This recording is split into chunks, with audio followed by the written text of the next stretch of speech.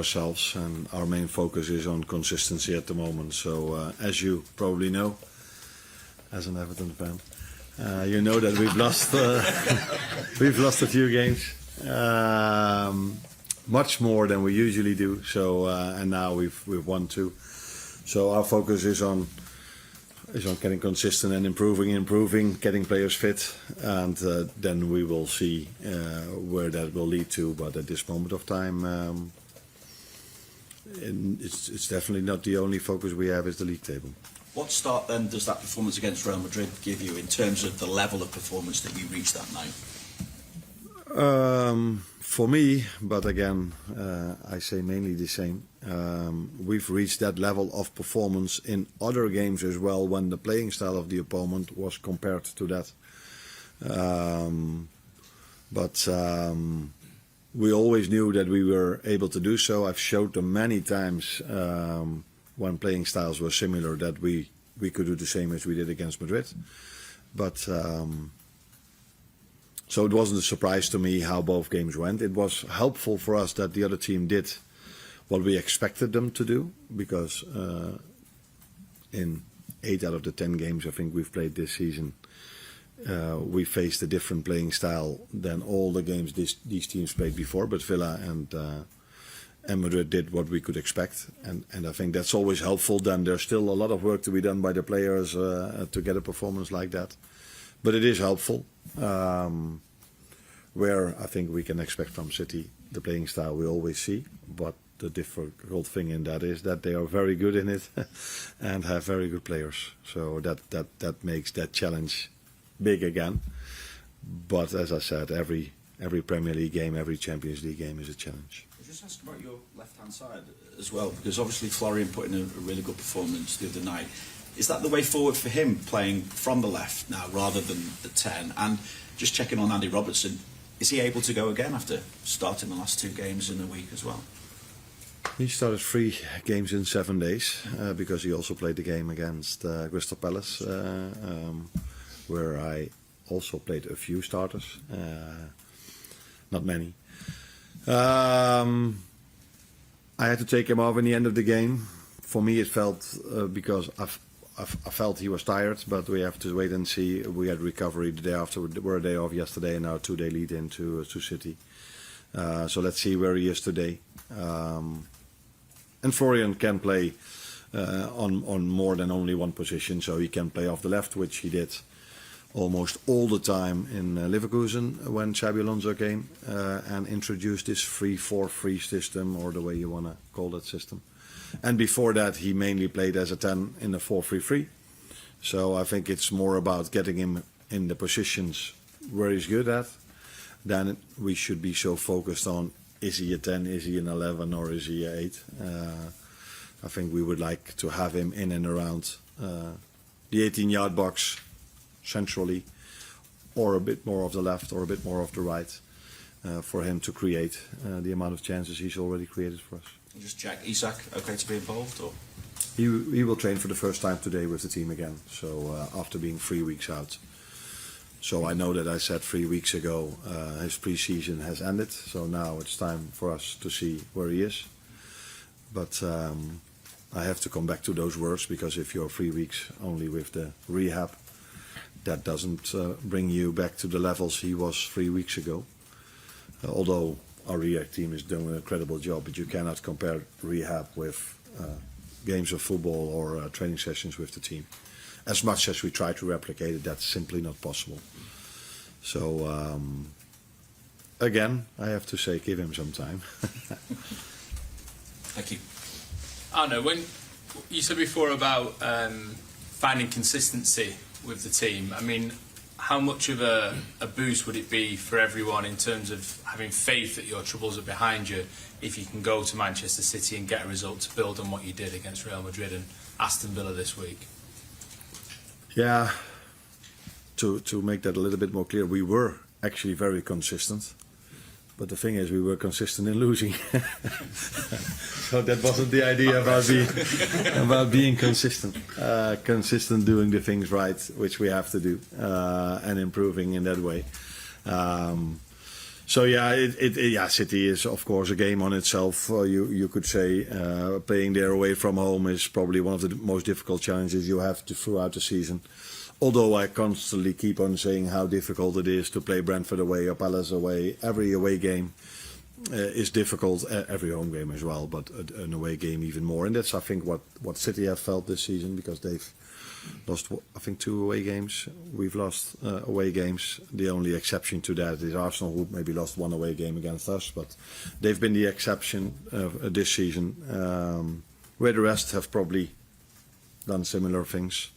And so yeah, very interesting game to look forward to, because when I wasn't working here and when I was in Holland, I did know when City Liverpool was, or where Liverpool City was, and I could tell you I was 100% sure in front of my television when this game was there. Similar to Classico, by the way. But these are the few games everyone is looking forward to. And if you're not part of it, you're looking forward to it as well. You think it'll be worth watching again? I think it's always worth watching, because so many great individuals are playing that game. And yeah, these teams 9 out of 10 times give you what you expect. For me, with Pep, that's 10 out of 10, and people should give their opinion about me. But what I liked about Pep Guardiola's teams is that you 10 out of 10 times get what you're hoping for. A great game of football with no time wasting and no all kind of things that I start to dislike more and more and more about football. But these are not the things you can see if you're watching a Man City game. Thank you. Arne, 2 fantastic performances and 2 great results in the last week. What do you think has enabled the team to rediscover its functionality in midfield? Because Gravenberch and Szoboszlai, McAllister now as well, all playing their parts individually, but collectively they look like the unit they were last season. Teams are finding it more difficult to get beyond them, and creatively they're doing the business as well. Yeah, I don't know if the focus should be that much about these 3 midfielders. It is true that I couldn't have played them many times together yet, for obvious reasons, injuries mainly. Not only on the midfield, sometimes on the opposition. That's why I needed Dominic in different positions. And it helps if the team plays more and more together. That's one thing, and it helps.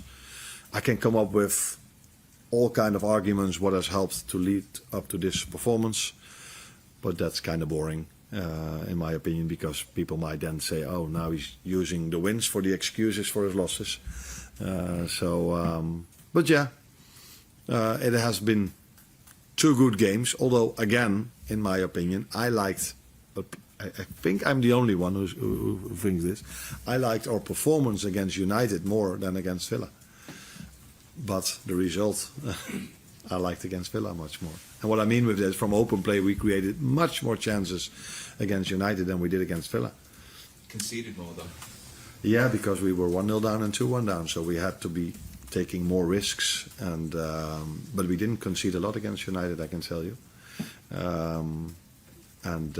And we were lucky against Villa that they're one of the best goalkeepers in the world made a mistake that he hardly ever makes, and we had a deflection where the amount of chances we had against United were much more. But again, if you win a game, everything is, wow, what a game, you look at this, look at that, and if you lose a game, there's a lot of focus on the things you have to improve, and that's why I try to balance that out a little bit more inside this building. How much more do you think there is to come from Dominic Szoboszlai, because his performances in the 2 games I've just mentioned, Villa and Real Madrid in particular, were of such a high standard in all aspects of the game, almost, and against Real Madrid, probably a performance I think Steven Gerrard would have been proud of. That's probably the best compliment he can get. I think he's been outstanding throughout the whole season, but these 2 games brought even more out of the team and out of him, for me, for obvious reasons. But it's maybe smarter not to say those reasons, because I don't want to say the same things over and over again. and you probably know what I mean without me saying it. Do you? No, Oh, you have no clue what I'm talking about. I'd like to elaborate. I think Dominic has a lot of qualities, but one of them is also his work without the ball. And his work without the ball was, I like his work without the ball. Every single game, and in the last 2 games, that was probably even above his own standards. Carl? Can I just go back to Andy Robertson? He made it have left in the summer. He's come in and done a job for you. He's shown the importance of having someone like him in the squad. He's 32 next year and he's out of contract at the end of the season, but has he shown that he can still operate at the very highest level, certainly the last 2 performances he's shown? It's been a while before I heard the word contract, but there it is again. He's done really well in the last 3 games, because he played 3 games in 7 days, although I took him off against Palace after 65 minutes. So I was very pleased to see that he was able to play almost 90 in his last game, because it's hard for players to play 3 games in 7 days. 8 days or 9 days is already a big difference compared to 7 days. But he's done well, as the team did, and I think the best way, or not the best way, but it's so helpful for every individual if the team plays at its best, and that's, I think, what we did in the last 2 games. And he's been calm on the ball and done his job defensively. So yeah, happy with his 2, maybe 3 performances, although Palace 3-0 loss wasn't the best game of the season for us. I there's also this perception that once players get past 30, you sort of see a bit of a decline in them, and we sort of always refer to Mo in that respect, in that he doesn't really show that himself at that level. But is Robbo a similar sort of type of player?